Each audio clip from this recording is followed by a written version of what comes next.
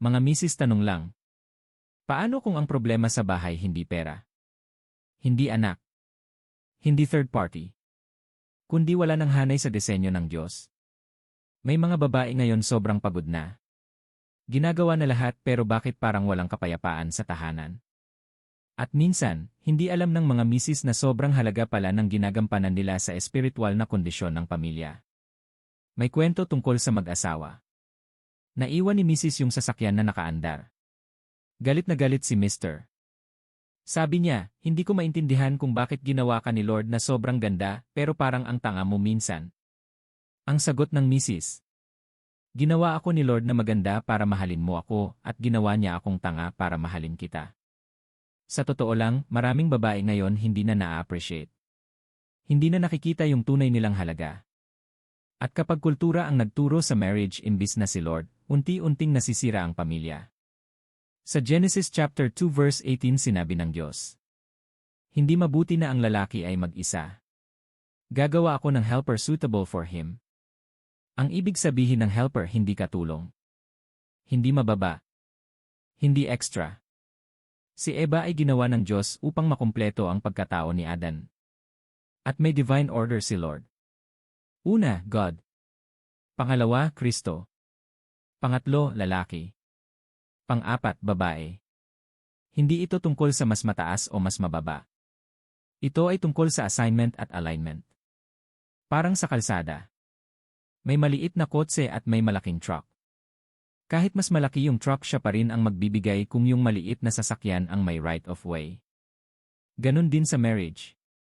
Kahit minsan mas matalino si wife, mas successful, o mas malaki ang income. May kaayusan pa rin sa ilalim ni Lord. Kapag narinig ng iba yung word na submission, parang negatibo agad.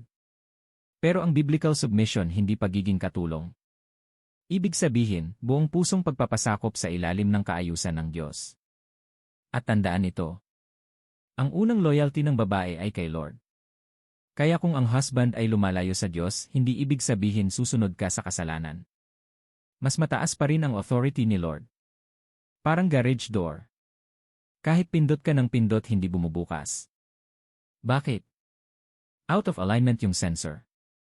Ganon din minsan sa marriage. Ang daming pagsisikap, ang daming iyak, ang daming away. Pero walang galaw. Kasi wala nang paghahanay sa disenyo ng Diyos. 1 Peter chapter 3. Si Sarah ay nagrerespeto kay Abraham kahit minsan nagkamali si Abraham. Imagine, nilagay pa siya sa alanganin. Pero bakit nanatiling may karangalan si Sarah? Kasi alam niya mas mataas si Lord sa sitwasyon. At anong resulta? Dumating si Isaac. Dumating ang milagro. Mga misis. Minsan hindi nyo alam.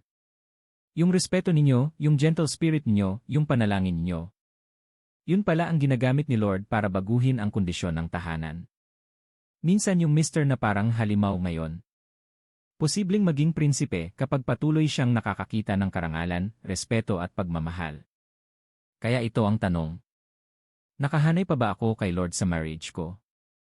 Nirerespeto ko pa ba ang papel ng asawa ko kahit hindi kami laging magkasundo? At ang mga salita ko ba nagdadala ng kapayapaan o puro sugat? Tandaan. Ang pagpapasakop ay hindi kahinaan. Ito ay lakas sa ilalim ng otoridad ng Diyos. Ang kingdom wife hindi perpektong babae. Siya ay babaeng naintindihan ang disenyo ng Diyos.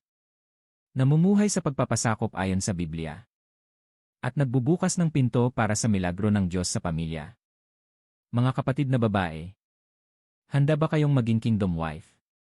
Hindi ayon sa kultura natin, kundi ayon sa kaharian ng Diyos.